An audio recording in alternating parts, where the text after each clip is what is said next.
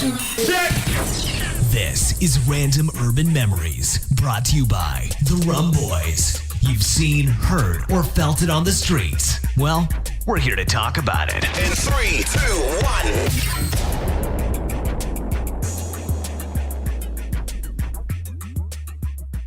1. Well, all right, ladies and gentlemen, thank you for joining us for another podcast, another sweet podcast with sweet people and sweet themes and sweet ideas and opinions. Speaking of opinions, just to let you know, guys, we tend to do this at the end of the episode. We're now going to do it at the beginning. Please do feel free to contact us. Send us an email on rumboys101@gmail.com. And if you have any ideas, hit us up on social media, Twitter. Just look for Random Urban Memories. Yeah, contact us. Yeah. Let us know if you have ideas, if you have themes, suggestions, or even commentary or feedback, positive or bad. Let us know. Contact us. Talk to us. Be with us. You know? Let's be one. Join in with us. Yeah. Be a new media conglomerate and trifecta of excellence. Loving that, Jane. That's I am. fantastic. Wow. Loving that. Oh, That hit that bone right there. So I'll just start off by saying congratulations on your last podcast, Shane, of your interview. Thank you. I have to say it was a fantastic interview Thank you. with your guest and very informative and really cool. And I'm glad that a lot of people are listening to it or watching it, and it's really, really good. So hopefully we'll be getting more of those sort of interviews coming up. Absolutely. Shout out again to Lloyd Evans. He was absolutely fantastic. It was very insightful, and kind of what brought it about was two Jehovah's Witnesses had called to my door, but they were a new brand kind of thing because they were walking around with Newbies. iPads rather than the Watchtower documentation and all that nonsense that they have. And but it gave me pause to think, because I was friendly at the door, whereas before I would have been quite standoffish. But this time around, I was kind of thinking to myself, going, "Man, these are cold. These people are cold, and they're working. They're working their asses off for their belief. But they're people too, and that's the kind of thing that I kind of had to really think about. They are people too." yeah. And Unfortunately brainwashed, in my unfortunately brainwashed, exactly. So that's what kind of got me thinking about it, and then thinking about how little I actually know about the Jehovah's Witness. So then I hit up Lloyd Evans, because I followed him on YouTube beforehand, and he wrote back very quickly, and he was so informative. It was really nice. It was a really, really good podcast. Yeah, I thank you very much. I really enjoyed it. Yeah, and it was really insightful from Lloyd, because there's a lot of stuff that he spoke about that I hadn't an idea about either. Do you know? I have a distant family member that is a Jehovah's Witness that married into it. So a cousin, kind of a fourth, fifth cousin, kind of, and he's married into it. Completely cut off from the rest of his family, like, so. Really? Yeah. That's but terrifying. it was interesting to listen to it, and I really enjoyed it. And An insider's point of view. Yeah. really, really cool. Yeah. Really enjoyed it. Yeah. Awesome. So today, I think our lovely subject today is my favorite thing in the whole world. This is something you have been waiting to get off your chest for a long time now. Ever since coming on, always once we finish up recording or whatever, you'd slide into it here a little bit, a bit of music here. You'd mention it. I'll always is it, mention Kat? it somewhere. What is it, Kat? What is it, Kat? Tell us. It's just all about the music industry and how it's changed and how it's evolved and how things, and I know James will get to lovely James's point and what he has to say about his insight into the music industry. But I think from my side of things, you're kind of I'm like a lifelong serious music fan. Yeah. Love my radio, love my DJs, love the music industry. And I suppose it's so evolved and so changed now that things are so different about everybody can publish music, everybody can publish stuff now. There's that whole ethos of number one in the charts is not as strong as it used to be. It's not as amped as it used to be. It's not as, sorry, what? It's not as amped, it's not as progressive as it used to be. I was looking last night at, like, the Grammys are on next week. Now, the Grammys are like award season. It's the best time of the year for me. So it's like the Grammys are on next week, and the way the music industry has changed for millennials listening, and you know, apart from me and my age group and you guys as well, like it's just so different, and so it's just so vast now compared to what it used to be, you know, and I'm kind of touching on a base of what I've been kind of reading up in the last while. I mean, like there's a lot of statistics out there to say that, you know, you have Shazam have their own chart, Spotify have their own chart, Deezer have their own chart. I didn't even know that. Do you know, they all have charts. They all have. There's a Shazam chart? There is, yeah. What? And there's a top 10 chart. Like Cardi B is huge at the moment. Like and then you have like all those kind of grime rap artists. They're massive at the moment. SoundCloud rappers. That's a whole behemoth in itself. You know. Would you touch on an interesting point and something that I wanted to get? Think when I think about the music industry, is my relationship to that watered down of everything, whereas it used to be quite intense. Dare I say pure? In earlier times, and concentrated. Yeah, maybe. Well, I mean, if you go back to the Gallup Top 40 back in the day, and even the top 100 in the Billboard Top 100 in America and stuff like that, it was guys sitting around like meeting room tables, listening to records and putting them out and producing them and stuff like that. And it was more, you know, getting the record companies to promote them and getting them out there and getting the sales up and marketing them in a certain way. And that's what was kind of pushing them up the charts and making them popular, even in the 80s. Like Top of the Pops, if I don't know if you remember, Top of the Pops used to be on a Thursday evening. That's how a lot of like Culture Club, Wham, Spandau Ballet, all those 80s bands and artists of that era, that's how they got massively big. It was single sales. It was singles. There was no albums for the 80s artists like that. There was in the 70s. The 70s was completely different. The 70s was all progressive rock bands. More, what you call it, there was... What's the word for it? It's the concept album. Everything was in a concept back in the 70s, like Peter Gabriel and Genesis and Pink Floyd. And they went through that concept stuff. In the 80s, it moved into singles. And the buying public got stronger and stuff like that. And then as it went into the 90s, before the era of the internet kind of kicked in, then you had, you know, the downloading, the Napster and all that kind of stuff. LimeWire and whatnot. Yeah, and it's all changed now again. So it's constantly changing. And I don't know how you feel about it, James. I'd like to hear your point about this. It's so difficult to even comprehend how much the music industry has changed in such a short period of time. And yeah, like a huge part of it is downloading. Like, but we'll get onto that later. But my kind of, I think we need to touch on the fact that the quality of music has changed. I'm not here to be like judge, jury, and executioner on what's good and what's not. That's up to every individual. Like my opinion on what is good music doesn't make it right. But this is the but music today is I'm not even going to say it's bad. I'm just going to say it's just nuts. It's just out of control is what I want to say. And out of control. And do you feel it's out of control? It's out of control. Do you feel it should be controlled? No. Hang on, let's get one thing straight. The artistic side of music should never be controlled. Any kind of art form should never be controlled. I mean the way it's put out there. And how quickly it's made. And how, you know, like it's like spiraling out again. It's just the like I remember growing up, and there were bands all the time and new music and new genres, but there was like a slow kind of a steady ball rolling, and every now and again one band or one song would stand out and whatever. Now it's like every day, almost every day, let's just say every week, there's something that comes out, which I don't even know if it's good, or if we're just tricked into believing it's good, or if it's just fashionable. There's so much That's basically it. It's like just wide open, basically. It's just a so wide open, thing. and it kind of.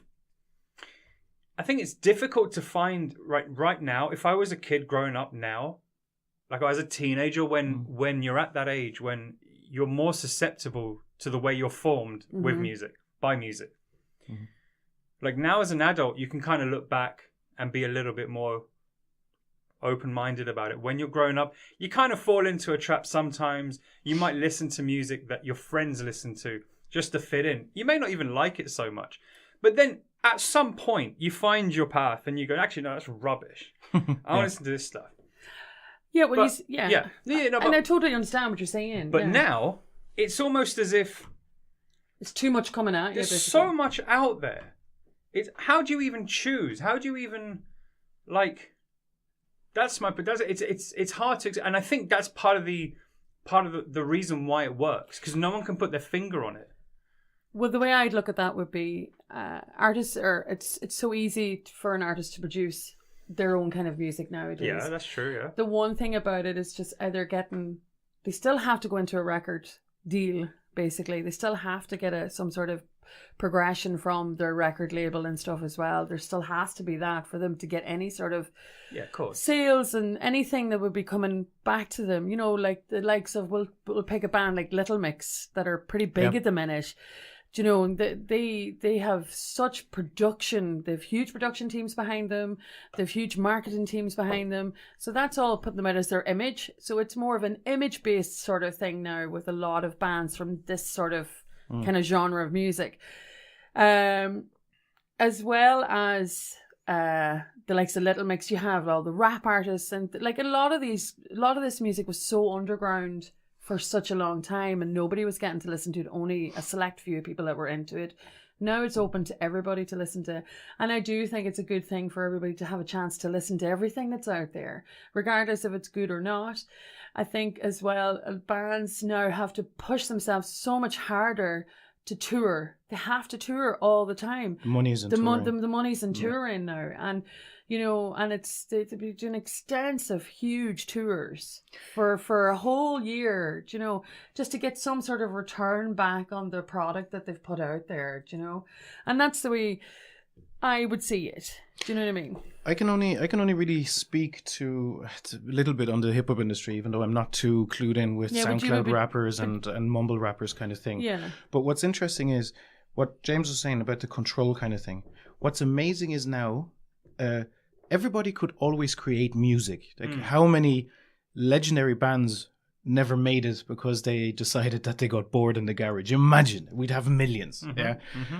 But now everybody at least has the opportunity to create, but also distribute. That's a fantastic thing. So, but the only problem is, and maybe that's why, James, it feels a little bit overwhelming, because before you could only, which was of course a limitation, but you could only see if a producer found you, if a label artist found, a label person or another artist found you, then they bring you in, they train you up, show you the studio. But by the time you do release something, it's of higher quality. Yeah. Okay, but somebody might have guided you, or you're so excellent that you're good at yourself. Yeah. But also a lot of the time, like you'd have to put in the hours, like you'd have to play in bars and nightclubs and like literally be discovered until you were discovered. Yeah. Now all you have to do is like turn up and look pretty. And just release. And just be like, and they'll just give you stuff to sing. And this is no secret. Yeah. But isn't it sad? Like, there's an artist that I seen at Other Voices when I was down in Kerry, and she's called Jade Bird. And she is a fantastic young artist. She's kind of on the same kind of parallel lines. I'm not comparing her to Adele, but that sort of stature, that's where she's going to get. She did an interview recently that I listened to, and she had said that she had sat in bars and there was two guys at the bar and she would sit and play and nobody would come and see her, and she toured relentlessly of clubs, busking out in the street. She's been putting herself out there to get this record deal that she got. And then she got it, she recorded the album, and then now she's touring the hell out of this album and touring as much as possible. Again, there's still that old school sort of tinge to it where there is word of mouth and there There's still a bit Self-promo. a bit of that old school sort of marketing style of it as well as the new side of it as well. Yeah. You know, her music is so music is so accessible now on our phones and everything that we have, but you still go and I don't know, maybe the ethos has changed and the thought process has changed that you'd go to an artist to see them live and then you'd think about listening to them. While before you'd only listen to a recording of an artist and you'd wonder what they would be like live. Yeah, Do you get me? exactly. Do you know? And then seeing it for the first time when it's good. Oh, that's such a nice feeling. Yeah. This is like, yes, I'm so glad I came and I get to experience this. So Shane, please tell me about like your most favorite concert or something live act that you've ever seen, the most memorable gig that you've ever been to, and also you, James, as well. Like, I want to know what would be the most memorable night that you've had seeing a favorite artist of yours. Okay, one was seeing Tracy Chapman live. Wow. Her, and whatever way the setup was, but her singing sounded like, if you close your eyes, you think you're listening to a high fidelity recording. Wow. It just came across as so beautiful, so clear. That's from a more relaxed but enjoyable atmosphere kind of thing. But believe it or not, one of the most fun ones, but invested, but the reason why I say invested is because the artist didn't care, was Exhibit. And it was, I can't remember if it was the Tivoli or whatever it was a club in Dublin that's now closed. And we had gone with a bunch of friends and it was a small enough venue. And remember, this is the time when Exhibit was touring as well with in Chronic 2001, that album tour that they did with Snoop, with Eminem, with the whole crew. Wow. But he ended up in the small club in Dublin. He was lighting up blunts on stage, drinking out the Henny out of the bottle and the red cups. And he rocked that crowd like he usually would rock 60,000 people. Wow. There couldn't have been more than 120 people in there. I don't know how many people you could have fit in there, maybe 200 max, but it wasn't even that sold out. But he gave it socks, typical Exhibit. And it was just and it was so much fun. It was so much fun.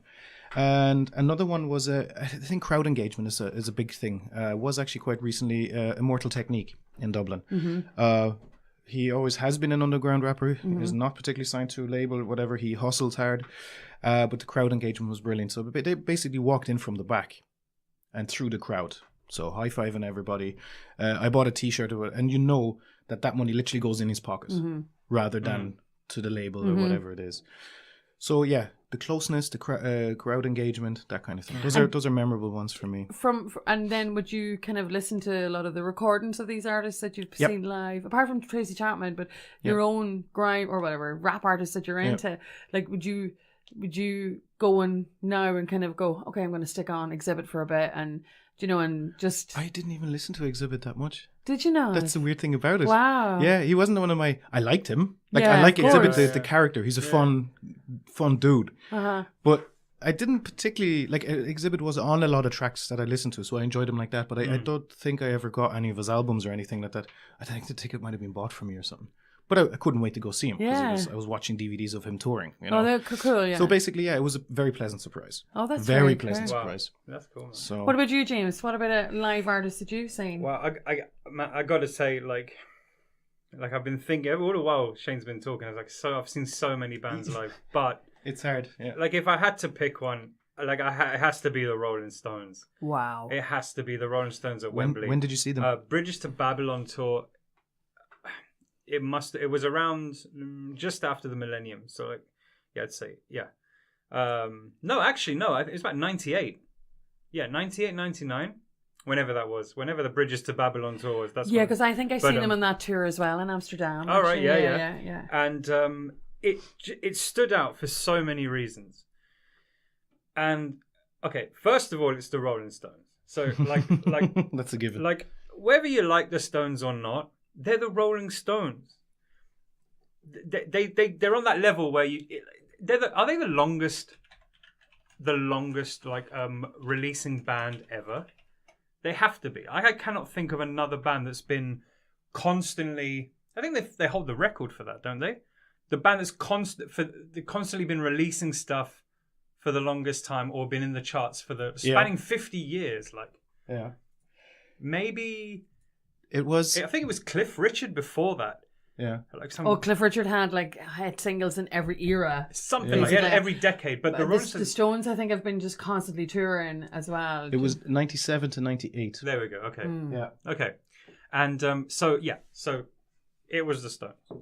And secondly, because I grew up listening to the Stones through like Capitol Gold. Yeah. And like my dad wouldn't have been like, you know, the biggest Stones fan, but like that he grew up with that stuff, and my mum and like my uncles and aunties, and it was always playing in the house, and I had no idea who the Stones were when I was growing up. It was just this band that they were great, and then you learn more about them and stuff, and it was something that I'll never forget, because you can hear a band so many times on the radio, but until you see them perform live, it's a whole new full story. Force. Yeah, and sometimes it works the other way as well. You can be totally disappointed.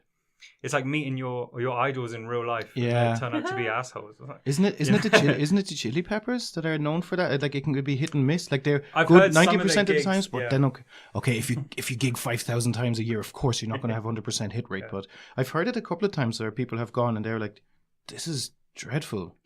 I would have loved to see them like, at Slane. Like on the flip side, I mean, there's obviously been artists that you've seen where you've kind of gone, "Oh my God, let's finish this." Snoop. You know? Believe it or not, Snoop Dogg, one of the worst concerts I've ever Really? been. No. Yeah. Man, he did not give a shit. Again, Exhibit gave it socks. Yeah. Snoop couldn't wait to get the fuck out of there. Again, it was a really weird haul. Snoop came out. He must have sold very little tickets. When? Where was he? Dude, I can't remember. It was in Dublin again. We even all drove up from Galway this time. And there was Irish rappers who were way more into it, who were opening up the set. Sorry, Kat, I'm stealing your spot here, but just and then Snoop finally came on, and he rapped, if at all, for 40 minutes, and then fucked off. That was it.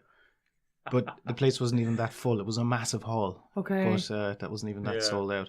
That was shit. Maybe someone stole his weed, and he was just like too big to do anything. I think he was taking puffs off someone that rolled a joint in the front or whatever, and he took a puff of that, and he turns around, motherfucker, what's this shit? He's complaining about the fucking weed, man, because he's got the best Cali.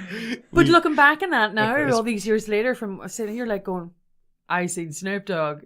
You know, back in the day, you're just kind of going, wow. It must be the same for you, James. Like you're looking back at one of the most unbelievable, iconic bands ever, basically. Yeah. Do you know what I mean? The Rolling Stones are just amazing, and they're all in their 70s now, and they're still alive, banging on.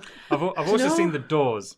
What? Believe it or not, without Jim, clearly. Whoa! But I was just like, whoa! Really? What? Yeah, I saw the Doors. Whoever. I can't remember the name of the guy that did Jim.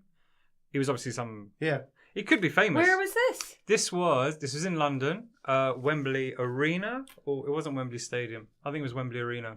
Shout out to Stefan if he's hearing this, because he got me the tickets. Whoa! And now that was amazing as well. But out of the two, the Stones. But the Doors as well, man. That was an amazing gig, just to hear those iconic tunes that heard the world over, but you're hearing them perform it live on stage. And whoever did Jim, like, must have been studying him for years, because well, they're not just going to bring on any old Joe. Even the moves, everything. Really? Oh man, I love like, unless you were looking at the screen, the screen, like if you just saw the guy on stage was like that big, you'd think it was him, like he was that good. Wow.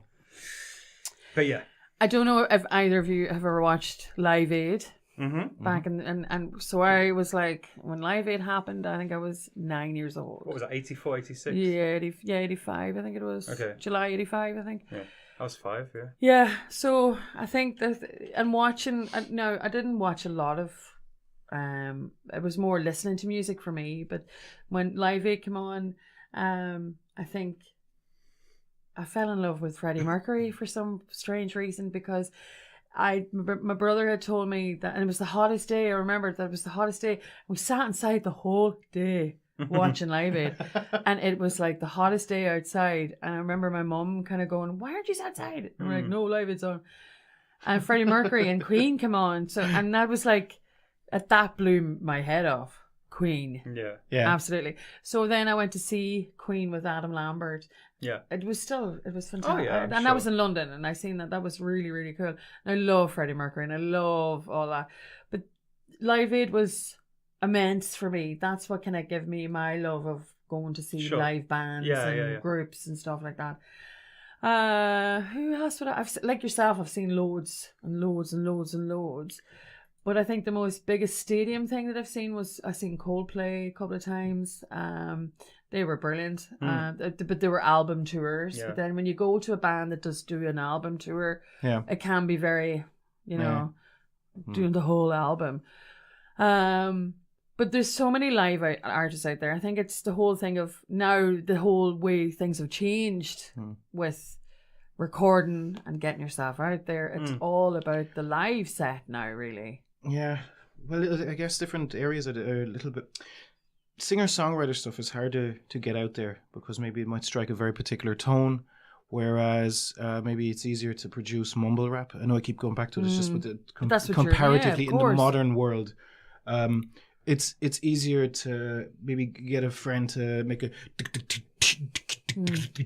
and then you go okay, that's pretty easy to produce. All you need to do is go to SoundCloud with a free account, boom. Yeah.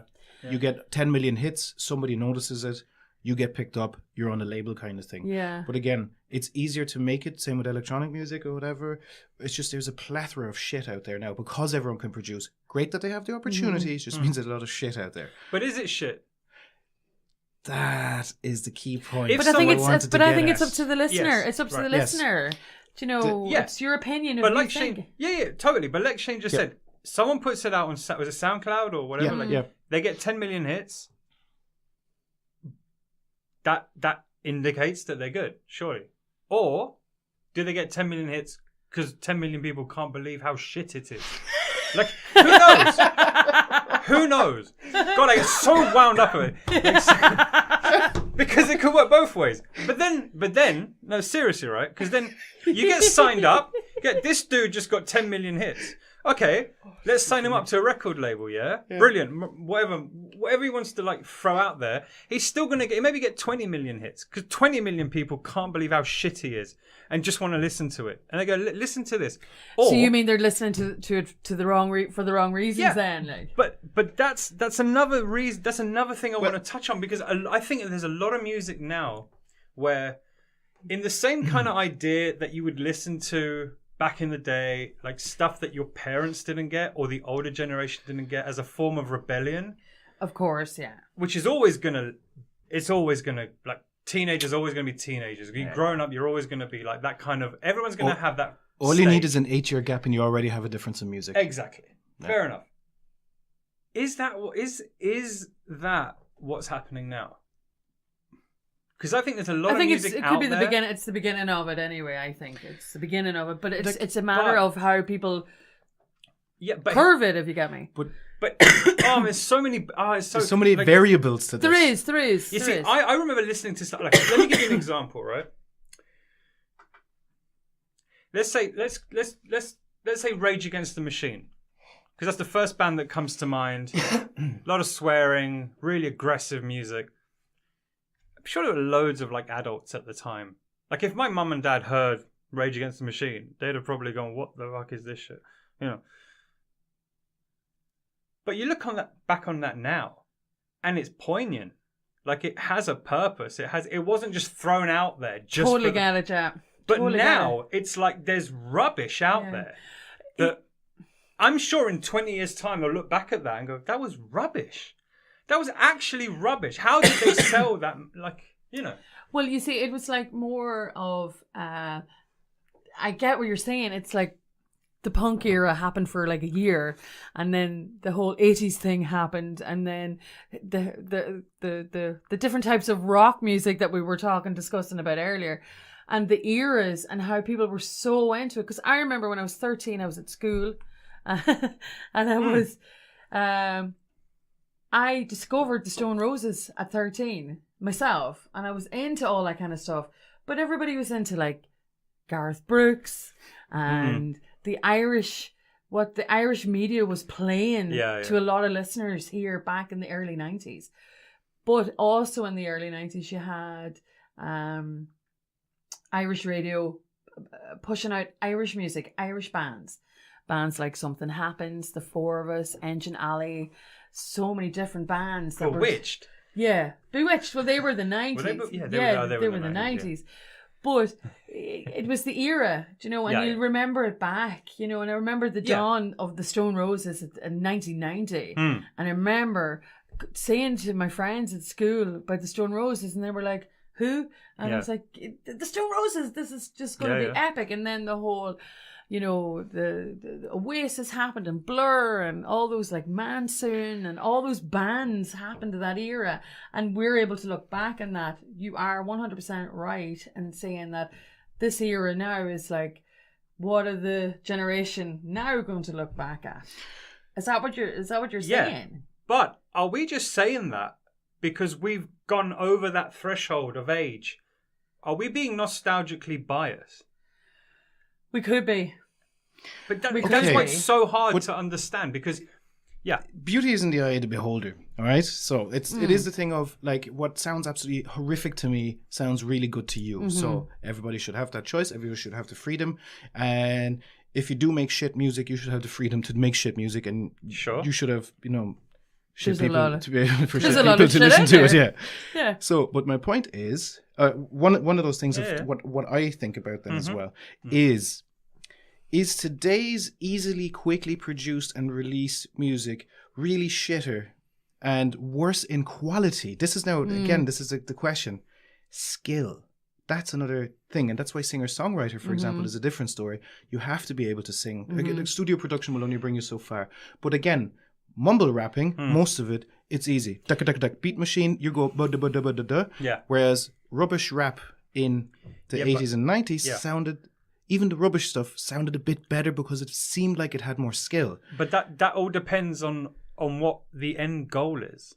If the end goal is to make as much money as possible from that music, then the skill is huge. Yeah. Because they are. Yeah. But there's also a different... Sorry, James. Yeah, no. There's also a different entity to that. You have all those original rap artists in the 80s and the 70s and all those like Kate Bush and the Rolling Stones. They set a whole load of platforms for people to experiment with music and change it and do different things with it. They had set all that. Do you know what I mean? And to progress the way it is now, where you can buy so much technology that you can make your own music so easily. Like Shane said, if you're a singer-songwriter, you still have to have that body of content to get across.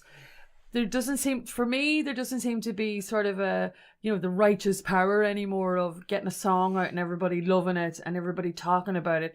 Because there's so many songs of that maybe idea that one person might be talking about and everybody's talking about it. You know, there's so much there. As soon as a type of music comes out, the producers are on it like white on rice to make as much of that by as many different people. But that's how it's so overly manufactured. Like if a new genre came out, like the mumble rap, and I don't particularly like it, but doesn't matter. Yeah, it's the fact that so much has come from it in such a short space of time. Yeah, it's not like just like a couple of artists, you know.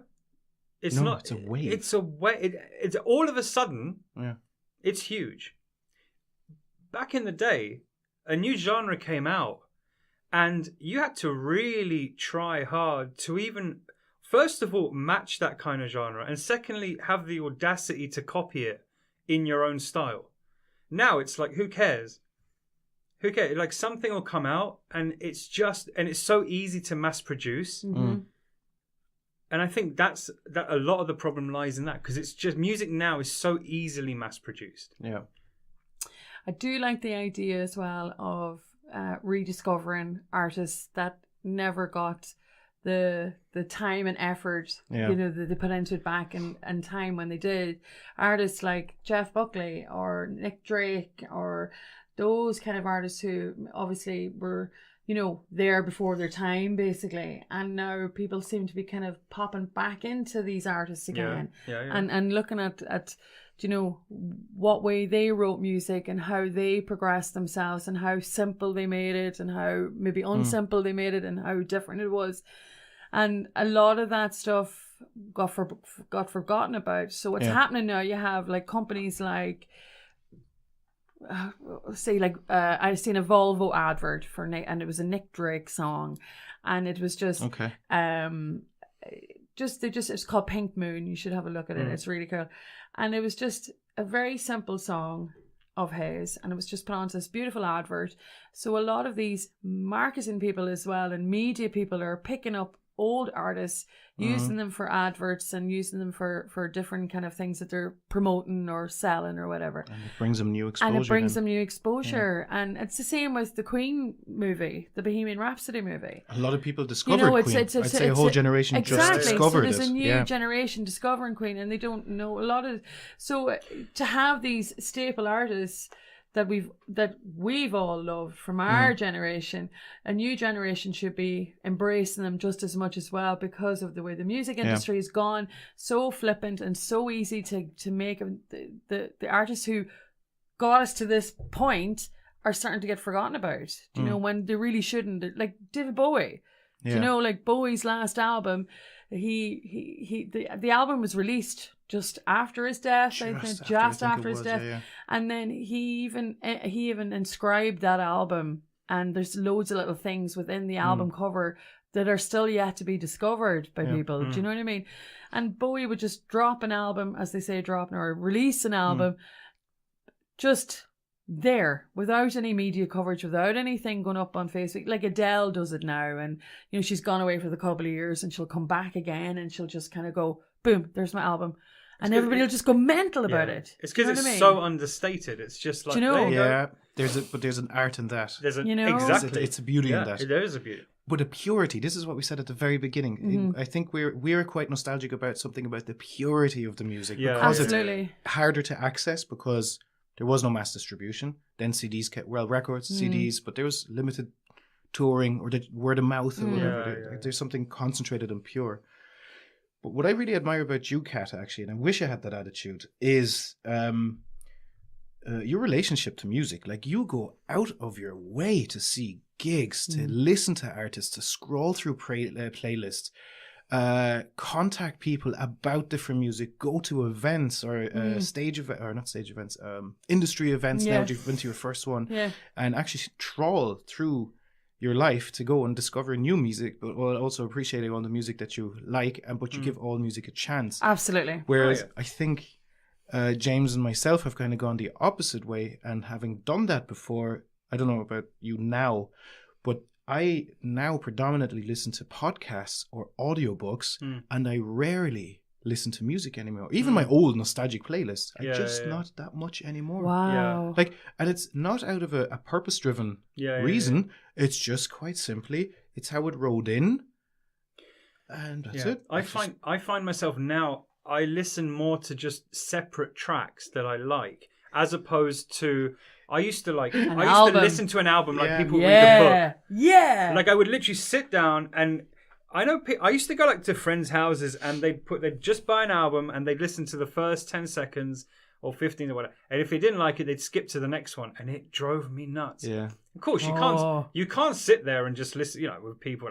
But I'd always go home if there's an album that someone recommended, or admittedly, I download it because I can't remember the last time I actually bought an album, which is really sad. Oh no! Yeah, Kat's gonna decapitate me. Bandwidth. But yeah, like literally, or walk the prom, or just go for a really long walk, or be at home, or just listen from the beginning to the end. If there's a track I don't like, tough. I still listen to it. Yeah. Even if you're giving it a chance. You give it a chance. But even you give it a chance, it's in the list of songs. Like, they put that together. That's supposed to be there after that song and before that song. You're absolutely right. But at least you listened to it so that you formed an opinion that you don't like it. Yeah. You went through the bother and you had a reason why you don't like it. Do you remember you used to be able to tell your friend, I don't like how that chorus repeats too often. I don't like how the lyric of that absolutely drifted off. I don't like the tone. Now, if you don't like it in the first 10 seconds, just like a YouTube ad. Yeah, it's like it's quick gratification. If it's not there, but you're 100% right. But it's tough. You shouldn't do that. The song was there and it needs to be there. It was chosen to be there. You're 100% right. Can I just say something? There's a really weird thing. I've had a chat with other friends about this. Mm-hmm. That there's a number, the seventh song in an album. It's either the sixth or for me, it's the seventh.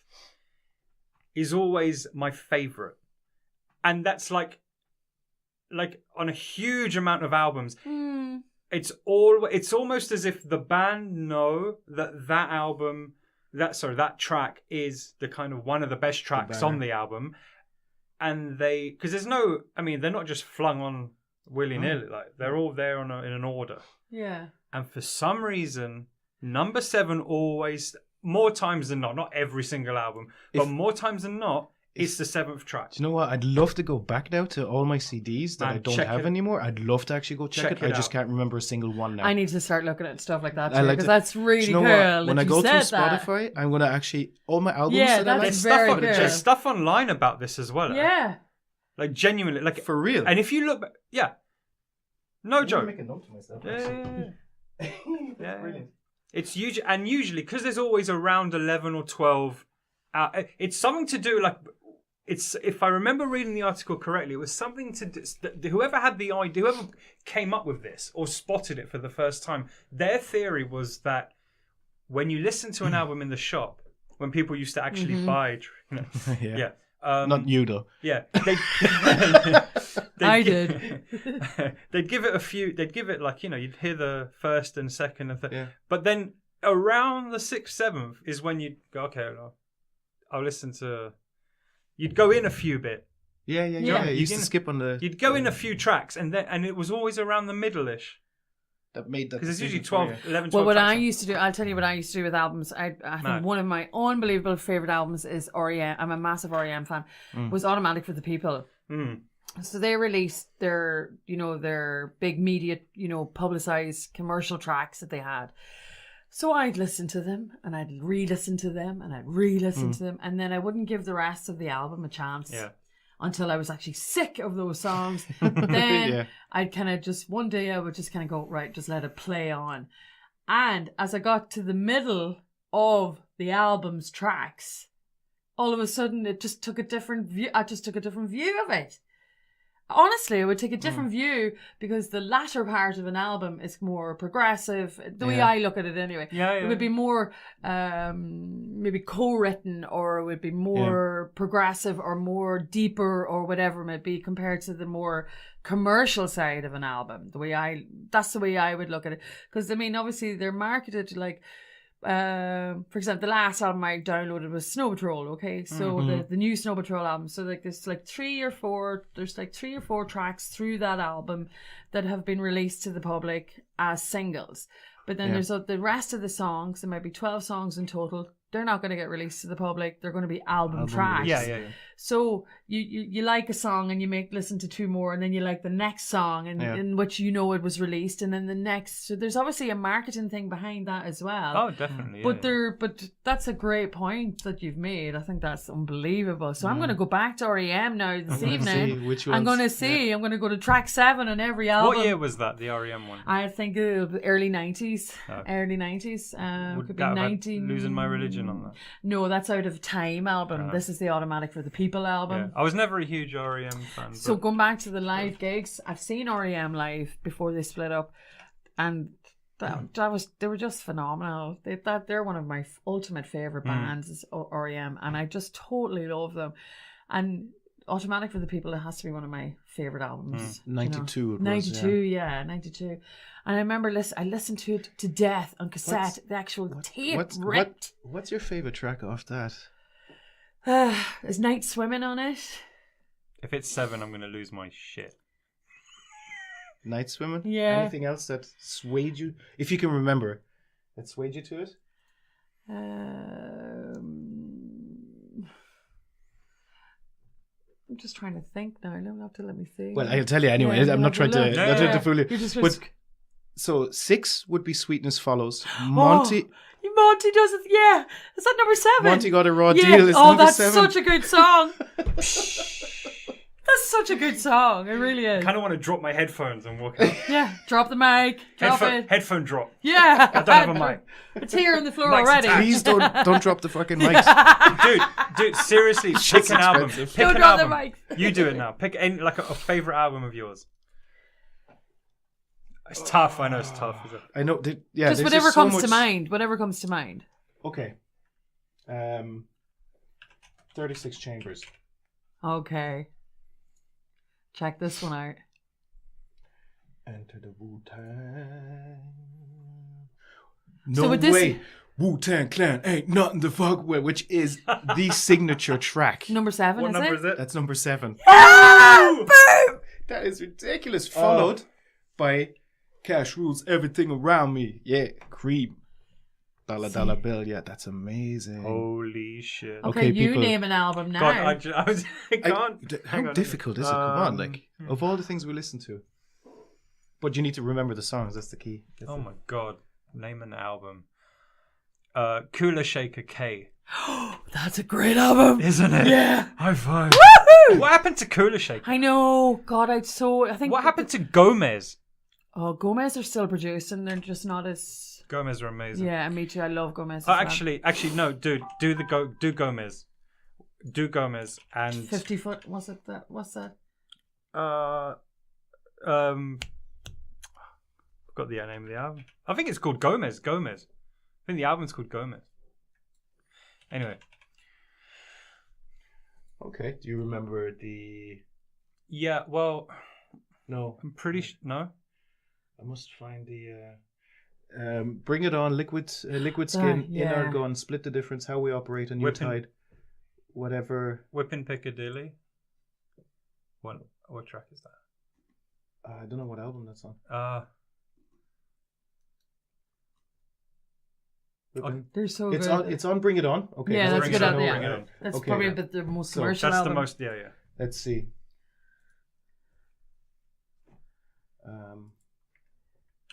That's gonna be crazy. This is cool. This Yeah. is unbelievable. No, but this is genuinely, blowing my mind. More albums than not, it's always around number 7. Yeah. Okay. The one This that one's stands out. off. That's number 2. Number 2, I was Yeah, thinking. okay. What is number 7? Love is better than a warm No, I didn't even like that one. trombone. See, Oh, that's a doesn't good work. song then. It's not the best one on the album. Anyway, yeah, it works sometimes. No, but most times than not, genuinely. If you look, go home, Yeah. look at your record collection. You'd be surprised how many come up as number 7. That's interesting. Yeah. Cool. Because See, I still people have lots of CDs learn. and stuff I'm going to look at. Yeah, just browse through them actually, and then here, post it to our Facebook. I will, of course. Post it Yeah, to I'm our going to start Facebook or looking at my Twitter. CDs. Yeah. Yeah, I'm on Twitter. So- Yeah. Dude, just unless I'm not going to sleep tonight, can you just type in Cooler Shaker K? Yeah. This is gonna just driving me nuts now. Because it's a great album, Cooler Shaker. It is a good job. Yeah. Yeah. Cooler Shaker, just letter K, K. yeah. Yeah. What's track 7? Into the Hush. Deep. 6 is Magic Theater. 8 is Sleepin' Jiva. Oh, Sleeping Drive is a good song. Well, which one? To be fair, Yeah. all the songs on the album are pretty Yeah. good. But Into the Deep. God, I haven't heard that in years. So we need to start digging albums. We need Slightly to- sidetracked there. In So would little that podcast. revert you back to maybe listening to an album again? Now Well- that we've talked about it? Now that we talked about it and how much I'm actually missing, that gives it the kind of a boost. Yeah. I do it exactly as James does. I have a list of say 25 to 30 tracks of my favorite of my old playlists that I Yeah. used to listen to from beginning to end on a bus drive or something when MP3 players were Yeah. Yeah. with Oh my 256 gosh. megabits or whatever. So much Oh, memory. it's amazing. I can store 17 and a half songs. But if you put it, you remember on the really shit quality, like Oh my 16 God. kilohertz or whatever? Oh, You yeah. fit loads, but Oh, it sounded God. like you farted the song. So, but Listening they- for a tin can. Yeah, exactly, yeah. Well, I went On through other a phase. people's headphones. Yeah, I went through a phase of getting MIDI discs. Do you remember MIDI? Yeah, Oh, yeah, mini yeah, yeah, discs. Oh my Hell god, yeah. I went through a phase of them. Awesome. I had a car radio mini disc player. Go away. That's I amazing. still have it. That's upgraded formula. That's man. got to be worth at least double what I paid for it back then. It's like the old 8-track back in the Yeah, 70s. Yeah. I kept the box. I'll be on the Antiques Roadshow with that. I'm waiting to see that. That'd be exciting. That'd be really cool. But I think we should kind of maybe throw it out to our lovely followers and listeners to see if they would give us a favourite album and what would number 7 be on their tracking list. Yeah, I think it's a good idea. Guys, hit us up. Let us know. Let us know if that works. What's track number 7? Please, because I would on love your to favorite know. albums, and does it hit there or even around there? You know? Yeah, because I think that would be so cool. I'd love to hear what other people are saying about what we're talking about today and find out what their favorite songs are and about how they feel about music today. I think it'd be great. And what would be nice to hear as well is, how did you fall into a genre? Yeah. And enjoy and stay with it, even as a teenager. Maybe even actually, what's more interesting, you tend to follow some of your friends' trends or whatever. Like, you're susceptible, like you said, as a teenager. So you're more likely to join in with a group and have common interests. But maybe as an adult, what's something that you maybe recently discovered and stuck with and didn't realize that, damn, all of a sudden I did not know that I like submarine stuff. Submarine jazz. Yeah. I don't know what that is, but you know, that could be something. Well, I will admit to this, and I can't believe I'm admitting to it, but I've become a listener of Nash rock. You know, it's Nash rock. Nashville. Yeah. As in Tennessee. Yeah. As in, it's a slightly rockier version of country music. Exactly. And I'm really enjoying it at the minute. Okay. I know you've got the likes of Chris Stapleton, who's very cool, and I'm really starting to kind of slide into a bit of country. Do you know what I mean? At the minute. Maybe it's just my old age, but I suppose as you do kind of get older, you do listen to different artists and more different kind of stuff, I suppose. I'm giving it a chance. Okay. But I give everything a chance anyway. Do you know? I'd give everything a chance. Yeah. I'd never stuck. I've talked to so many people and I've so many friends out there that would just stick to the one type of music. Oh. But I've had so many wonderful people through my life that when my best friend Kenny, hey Kenny, if you're listening, Kenny, he introduced me to 70s disco. He introduced me to Barbra Streisand and Liza Minnelli and all the Pink Pound, sort of the lovely gay stuff. Amazing. Donna Summer, and then all the DJs like Giorgio Moroder and all that kind of stuff. So he introduced me to all that. Then I have you, who tells me about all the rap stuff, which I haven't a clue about. Do you know? And I'm not even that into it anymore. Like, not that connected anymore. Yeah. But it's still interesting to listen to somebody who's into that knows a lot about it more than I would. And then I have other friends that are into heavy rock music, and it's amazing. Then Jenny, my friend, hey Jenny, if you're listening, she loves the Smiths. She's a big Smiths fan, and I never was really into the Smiths. Only when I became friends with Jenny, I started listening to them a bit more. So it's more an influence thing for me, and my brother as well, who was massive music influence on me. I don't know if you guys have had music influence from your people that you grew up with and friends and even your mom or dad, whatever, you know. I can pinpoint people in my family and friends that are older, always older, someone older, that, you know, happened to be in their room, or like, you know, we were around playing their house in the background, and they were, you got to listen to this or that, or just so many. It's amazing. It's actually amazing how music is like thrust upon you sometimes, and it's the best present you can ever absolutely get. And this Kat, I will do what you said. I'm going to go through my lists again, but the songs that I do pick out, I'm going to actually bother to go through the albums again and actually stir my memories a little bit. That might bring up some things of the feelings that I might have felt at the time. Absolutely, because I think that the enjoyment that you'd get out of it, you're kind of going to go, oh wow, you know, you're going to get a great enjoyment out of listening to an album again. Well, I felt that there was some. We got a speaker for the kitchen because we felt like there's music missing in our lives. The background, even if it's just radio, but just tone in the background, you know. And I really miss that, so that's why I got a speaker for the kitchen, just to bring that back into the family life again. Even if I'm not listening to it personally, it's on in the background. It's in the background. Yeah, you know.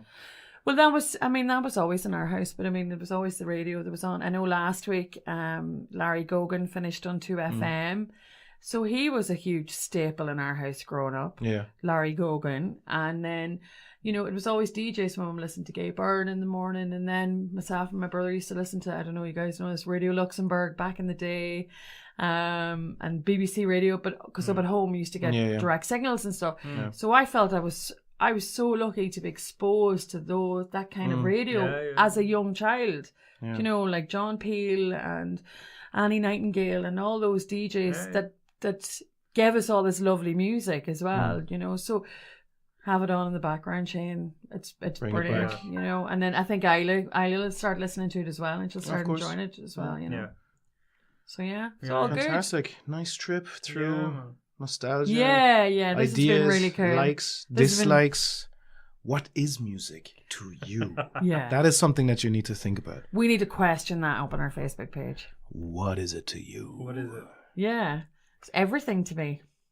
Yeah. It's everything to me. We are bringing you on a journey through music. I read an amazing quote once. It was really well put. It was like, art is what we decorate space with, and music is what we decorate time with. And I think that's an amazing... Oh, we're ending on that. How profound. Love it. I love that. Amazing Love quote. it. Yeah. Love it. It was on, sadly, I think it was on Facebook. That's a whole nother podcast. It was that's a whole nother day. No, but it's beautiful. It's actually it's nice. That's very nice, well put. Apt. Music very decorates time. And it like literally does. Actually, well, guys, point. I've had amazing fun chatting to you about Thank all you. this. Thank you. I've had really an good okay fun. time. I'm all right. It was aight. It was aight. I've better shit to be doing, but I gotta go like. But you guys just bum rush I got me a in the gig door. now. I got a gig. I gotta do some mumble rapping. He's hanging out with I'm gonna Snoop put Dogg on later. my rainbow wig and my rainbow grill and just do some mumble rapping. Well, I need to go to my submarine jazz gig. That's been performed in I a am going coal to shed look to see of the if local there bike is shop. an actual submarine jazz that we can find. There has to be. Please let there be submarine jazz before we go. It's just the bass player. That's all it is. No, it's all Yellow Submarine. Ah. There's jazz at the Yellow Submarine or at them. But anyway, I'm gonna make that shit. We'll create it. Anyway. We'll create the genre. Okay. Thank you very much for joining me again. That was to great. all you wonderful listeners, thank you very much. And viewers, thank you for joining us again. Yep. Hit us up. Social Big media, time. Random Urban Memories. You'll find us all there. And yeah, absolutely. Rumboys, We're off to listen. 101@gmail.com.